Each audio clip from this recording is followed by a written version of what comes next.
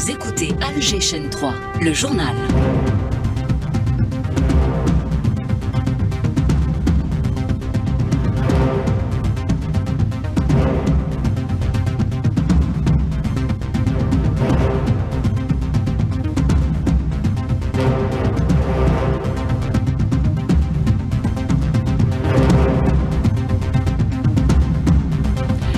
Dans l'actualité, la commémoration de la journée nationale du Shahid, le président de la République souligne à l'occasion l'importance de préserver les valeurs de la Révolution et d'engager l'Algérie sur la voie du développement.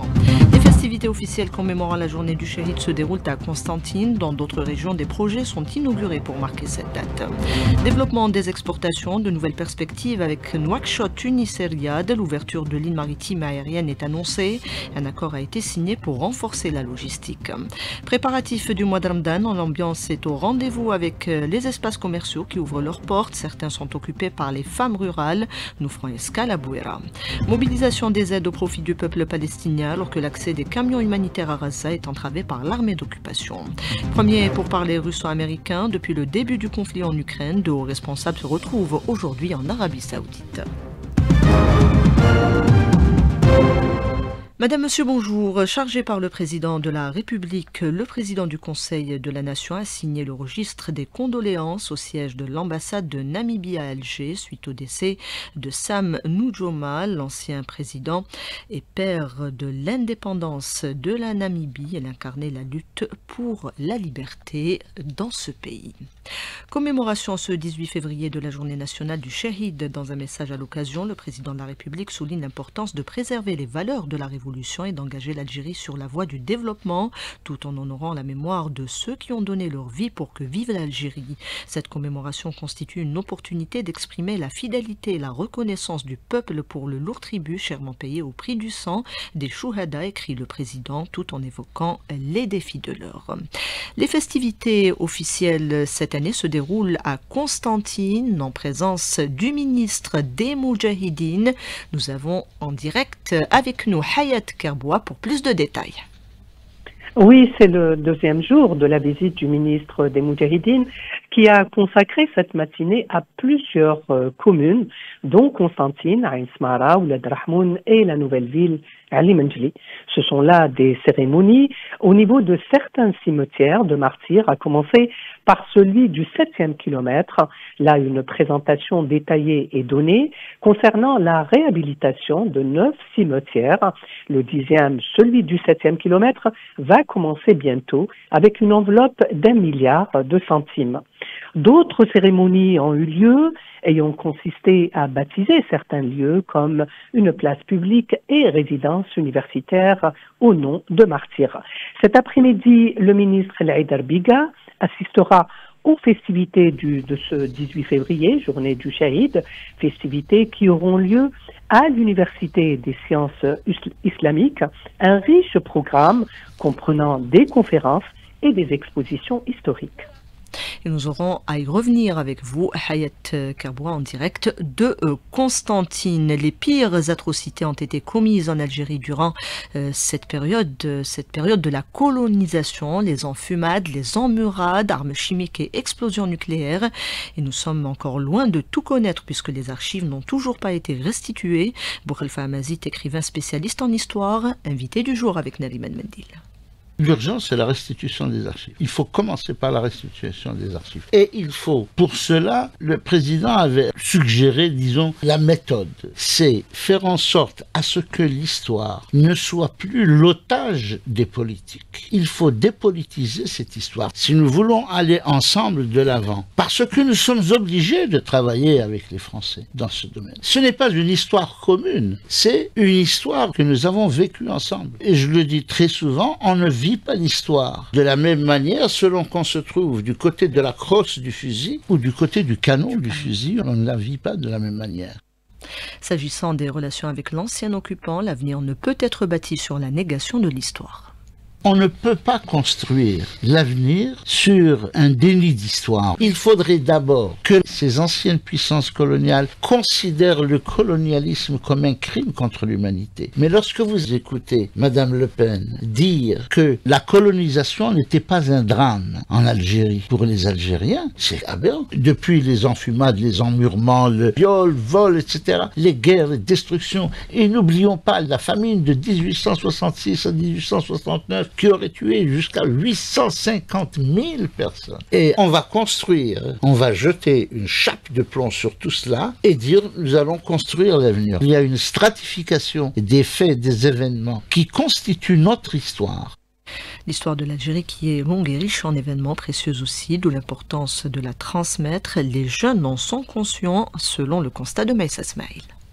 La mémoire nationale est un héritage précieux légué par nos martyrs qui ont arraché l'indépendance de notre pays au prix de leur sang. Aïssa Qasmi, moudjahid et chercheur en histoire. J'ai vu des jeunes rendre le dernier souffle. Ils savaient que c'était la dernière seconde. Ils vous disent, préservez cette Algérie. Leur sacrifice demeure une immense fierté pour les Algériens, en particulier les jeunes. C'est une fierté pour tous les Algériens. Ils se sont sacrifiés pour notre liberté. L'histoire de بلادنا ماتوا عليها ناس تعبوا باش جابوا هاد الحريه وكيفاش دوك رانا عايشين سي غراس ا او حنا شعب بزاف فيير وكان ما ضحاوش علينا هادشي كاع وكان حنا بوتيتر دوكا حنا ما راناش نكزيستي ولا ما راناش نعيشوا اليز. Aujourd'hui, l'enjeu est de renforcer leur sentiment d'appartenance à la patrie, nous dit Zoubaïda Mamria, chercheuse en histoire et auteure. Nous nous sommes battus pour un idéal. Eux, ils ont besoin d'avoir assez de motivation, assez d'émotion pour se construire un idéal autour de l'importance de l'histoire de l'Algérie. Donc, il va falloir créer un système d'information qui va les attirer et va les intéresser surtout. Une jeunesse algérienne consciente de l'importance de cette mémoire. لازم نقراو التاريخ تاعنا ونحفظوا بالتاريخ تاعنا ونحوسوا نفهموا يروح المتاحف يشوف يقرا الكتابات بيان سور باسكو كي تفهمي واش صرا تولي encore plus fier على لو بيي تاعك نقادر بزاف واش داروا على جالها جدودنا. Le devoir qui me revient, c'est de chercher à connaître leurs histoires et de les transmettre aux générations qui vont suivre. Grâce à leur engagement, ces jeunes participent non seulement à la transmission du passé, mais également à la construction d'une identité nationale forte, une mission qui devient un acte de résistance culturelle. Le 18 février, c'est aussi la reconnaissance par l'ONU du droit à l'autodétermination du peuple algérien, une victoire diplomatique déjà en 1957. Hanan Seissi. La résolution 1012 relative au droit du peuple algérien à l'autodétermination est publiée le 18 février 1957 au niveau de l'ONU. Cet exploit réalisé par les jeunes diplomates algériens est une défaite résonante pour la France coloniale. Arslan Cheikhaoui, expert en géopolitique auprès des Nations Unies. C'était beaucoup plus qu'une gifle, c'était un gros revers sur le plan diplomatique d'un pays qui se considérait comme étant une puissance coloniale. Et donc, par conséquent, ce revers-là a démontré clairement que ce n'était pas une question purement interne à la France, mais c'était une question d'autodétermination et c'était une question d'indépendance. C'est une diplomatie de proximité que l'Algérie menait dans l'espace international. La diplomatie algérienne a gagné ces espaces-là. Le génie algérien inscrit un autre point dans la guerre psychologique contre le colonialisme. La diplomatie algérienne de 1954 à 1962 faisait ce qu'on appelle du lobbying au sens opérationnel et pratique du terme pour pouvoir faire soutenir la cause algérienne, mais également sur le plan psychologique, sur le plan des idées, de faire disparaître du conscient international cette notion d'Algérie française. C'était la conquête sur le plan international. C'est comme cela que les diplomates algériens du FLN se déployaient à travers notamment des Nations Unies. Fidèle au serment des vaillants martyrs, la diplomatie algérienne demeure immuable quant au noble principe de la décolonisation et des causes justes, inscrits en lettres d'or dans la mémoire nationale. Des opérations d'exportation ont lancé ce matin, notamment à destination de Nouakchott et de Tunis. Des perspectives également avec Riyad, avec l'annonce de l'ouverture de lignes maritimes et aériennes en vue de promouvoir le commerce extérieur. Rimbo Kadoum. Plusieurs mesures sont prises pour encourager l'exportation et conquérir de nouveaux marchés, notamment à travers l'ouverture d'une nouvelle ligne aérienne de fret pour l'exportation de marchandises entre l'Algérie et l'Arabie Saoudite. Mohamed Boukhari, ministre du Commerce extérieur. L'ouverture d'une nouvelle ligne aérienne de fret pour l'exportation de marchandises entre l'Algérie et l'Arabie Saoudite. L'extension du champ d'application de l'accord conclu entre le Fonds spécial de promotion des exportations et Air Algérie Cargo afin d'assurer le transport des marchandises destinées à l'exportation vers diverses destinations internationales. Le ministre du Transport Saïd Sayoud annonce l'ouverture d'une nouvelle ligne maritime vers plusieurs pays ainsi que le renforcement de la logistique pour accompagner les acteurs économiques dans leur démarche d'exportation. Et si tout se passe comme nous le souhaitons, alors cet été, le premier vol partira d'Algérie, passera par la Tunisie, puis la Libye, pays frères, l'Égypte, l'Arabie Saoudite et enfin Doha directement. Nous espérons, si Dieu le veut, parvenir aux résultats qui nous permettront de mettre en œuvre cette ligne et de la rendre opérationnelle dans les jours ou les mois à venir. Nous avons acquis du matériel pour une valeur d'environ 200 millions d'euros. Ce matériel est en cours de fabrication et sera mis en service au cours de l'année 2025. L'État s'engage à mettre fin aux entraves qui bloquent les opérateurs économiques dans leur démarche d'exportation. Un fonds spécial est mis à leur disposition qui assume une partie des charges financières, dont 50% des coûts du transport aérien international. Le ministre des Affaires étrangères est au Mozambique, envoyé personnel du président de la République. Attaf sera reçu aujourd'hui par le président Daniel Chapo et aura également une séance de travail avec son homologue mozambicaine. L'armée sahraoui cible le centre de soutien logistique de l'armée d'occupation marocaine. Ces unités ont mené un bombardement intensif dans le secteur de Mahbes, a indiqué un communiqué militaire sahraoui.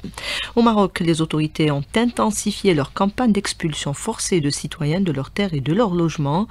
Les expulsions sont en augmentation depuis la normalisation des relations avec l'entité sioniste en 2020. Ces expulsions qui profitent à des entreprises immobilières liées à des intérêts sionistes au Maroc. Rencontre historique aujourd'hui entre le secrétaire d'État américain Marco Rubio et le chef de la diplomatie russe Sergei Lavrov à Riyad en Arabie Saoudite. Cette réunion est la première à ce niveau alors que les relations sont au plus bas entre Moscou et Washington depuis le début du conflit en Ukraine. Ce matin, le porte-parole du Kremlin a assuré que Poutine est prêt à négocier avec son homologue ukrainien, mais le cadre juridique des accords doit être discuté en tenant compte de la réalité. On écoute à ce propos le décryptage de l'analyse politique Gilbert Achkar. Sur le dossier ukrainien, les choses ont été clarifiées déjà d'emblée par le vice-président américain, le ministre de la Défense.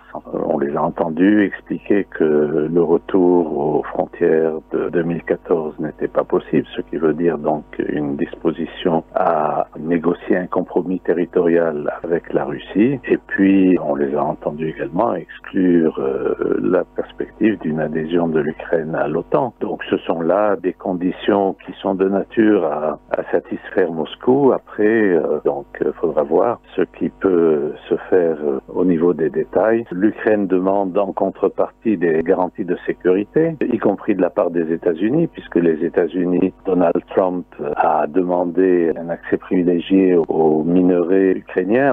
Or, la réponse ukrainienne a été il nous faudrait des garanties de sécurité en échange de cela. Les propos recueillis par Rabea Slimani. L'ONU avertit que tout retard dans le retrait israélien du sud du Liban violait la résolution 1701 du Conseil de sécurité ayant servi de base à l'accord de cessez-le-feu entré en vigueur en novembre. Aujourd'hui marque la fin de la période fixée pour le retrait de l'armée israélienne et le déploiement parallèle des forces armées libanaises sur les positions dans le sud du Liban. Cette disposition qui n'est pas pour l'heure respectée par l'occupation. Les aides humanitaires n'entrent pas à Gaza. L'occupation israélienne continue à imposer son diktat et entrave l'acheminement des caravanes. Les médiateurs tentent de remédier à la situation, mais pour l'heure, la population est affamée. Yahya Yaroubi, journaliste à Gaza, contacté par Karim Abounour. L'occupant sioniste bloque toujours l'accès des aides à Gaza. Les engins pour ramasser les déchets de maisons démolies ainsi que les moyens de reconstruction, ce qui expose la population au danger des poteaux inclinés et des toitures qui tombent. Il y a des blessés et des morts à cause de cela. Il était entendu de faire parvenir 200 000 tentes. On a reçu seulement 40% de ce nombre. D'autant plus qu'il y aura dans 2 jours une nouvelle perturbation sur Gaza avec des vents forts. Aucune des maisons préfabriquées n'a été réceptionnée alors qu'on devait recevoir 60 000 maisons. Pas de médicaments pour les hôpitaux, pas d'hôpitaux mobiles, un manque d'aliments, ce qui double leur prix. Tout cela parce que l'occupant sioniste utilise cette carte pour faire du chantage à la résistance durant les négociations. Et en dépit de la situation, la mobilisation continue en faveur du peuple meurtri. La caravane du Croissant Rouge algérien a fait escale à Soughara Sadr Bouraoui. Une caravane de solidarité a été organisée par le bureau du Croissant Rouge algérien de la wilaya de Soughara à destination de nos frères palestiniens. Le coup d'envoi a été donné à partir du siège de la wilaya. Zakaria Meshali, président du bureau local du Croissant Rouge algérien. Cette caravane est composée de 120 tonnes denrées alimentaires, 14 000 pièces d'habits et plus de 7 tonnes de médicaments produits parapharmaceutiques, plus de 300 couvertures et tout ce qui a tri au couchage. Nous remercions tous les bienfaiteurs de la wilaya de Soughara, citoyens et commerçants. De Soughara, Sadr Bouraoui pour Alger 3. Ramadan sous le signe de la solidarité, les préparatifs vont bon train pour organiser notamment les restaurants de la Rahma. Direction Gherdaya avec Mahfoud Karkar. Les efforts des autorités publiques se poursuivent à Gherdaya pour mieux gérer l'élan de solidarité durant le mois de Ramadan, notamment pour les restaurants de Rahma. Écoutons le directeur de l'action sociale, Mohamed Lakhdar Younsi. Pour le moment, on a 15 demandes pour l'ouverture de ces restaurants. On a 10 qui ont eu l'autorisation en attendant le reste après la finition de l'enquête par le comité de Wilaya composé de commerce, la santé et la protection civile. Veillez sur la nutrition des malades du cœliaque durant le mois de Ramadan. On a lancé une opération pour réserver les kits alimentaires pour les malades du cœliaque. On a pour le moment en collaboration avec l'association, on a recensé 214 bénéficiaires qui vont bénéficier de ces kits durant le mois de Ramadan. D'une façon générale, c'est pour essayer de cibler les catégories défavorisées durant le mois de Ramadan. De Gherdaya, Mahfoud Karkar pour Alger 3. Des espaces commerciaux en prévision de Ramadan sont ouverts. Certains sont occupés par la femme rurale qui a eu droit à une formation en amont. Reportage à Bouira Signaris Chachoua.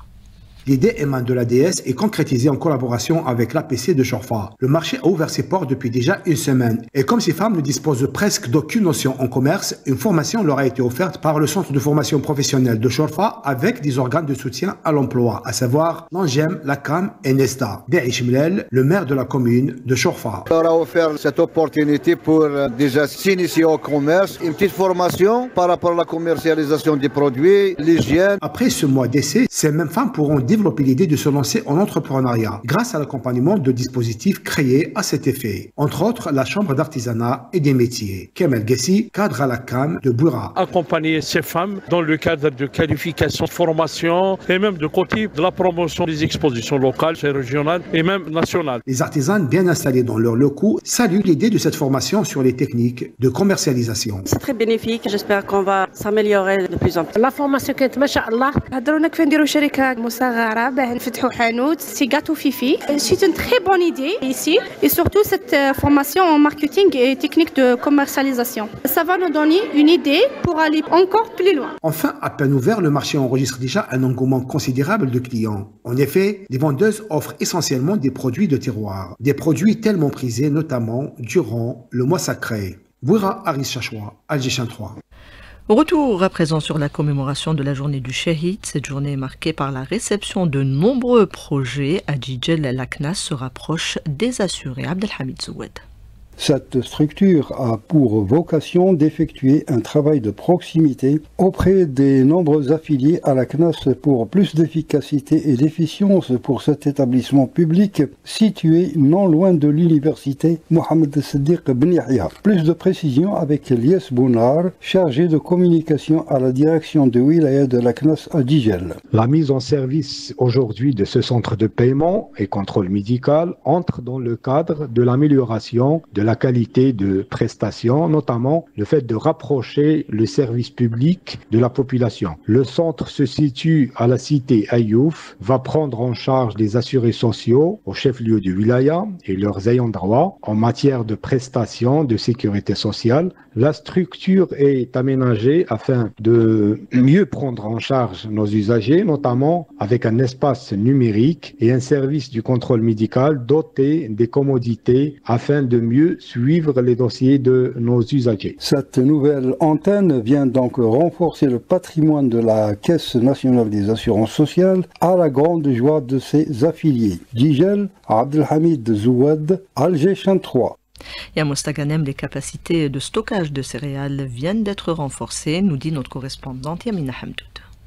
La wilaya de Mostaganem a bénéficié de la création de 5 infrastructures de stockage pour une enveloppe financière globale de 126 milliards de centimes. Le centre de Stidia a nécessité à lui seul un budget de 27,2 milliards de centimes pour son achèvement et son équipement, avec un délai de réalisation de 6 mois. Il s'agit du deuxième centre réceptionné et mis en service au niveau de la wilaya, contribuant ainsi au renforcement des capacités locales de stockage des céréales. Ce projet stratégique s'inscrit dans le cadre des directives du président de la République visant à renforcer les capacités de stockage des céréales et à garantir la sécurité alimentaire du pays. De Mostaganem, Yamina Hamdoud, Alger 3.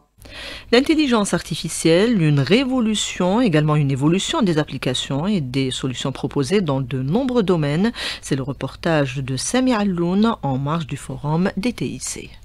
Des rencontres qui encouragent l'interaction et la coopération entre les différents acteurs TIC. Des entreprises, start-up tentent de suivre les dernières évolutions en termes d'intelligence artificielle en s'adaptant et en développant des solutions qui répondent aux besoins au sein de différents domaines. Yasmine Babouche, responsable projet et coopération internationale chez AI Univers. On a différentes solutions qu'on propose, par exemple dans la biométrie et la liveness. Donc on a une solution d'extraction et d'authentification de données biométriques avec reconnaissance faciale et reconnaissance de vivacité. Chaque donnée est importante à garder et à stocker dans une base de données propre et nettoyée afin qu'on puisse justement réutiliser cette donnée-là à bon escient et entraîner justement des modèles pour en tirer profit. L'intelligence artificielle gagne du terrain en termes d'innovation, que cela soit des solutions dédiées, des logiciels ou fonctionnalités embarquées, comme des fonctionnalités AI dédiées au smartphone. Amira Sirine, chargée du marketing au sein de Condor. À cette occasion, nous vous présentons une nouvelle gamme de produits où l'intelligence artificielle est intégrée dans nos solutions.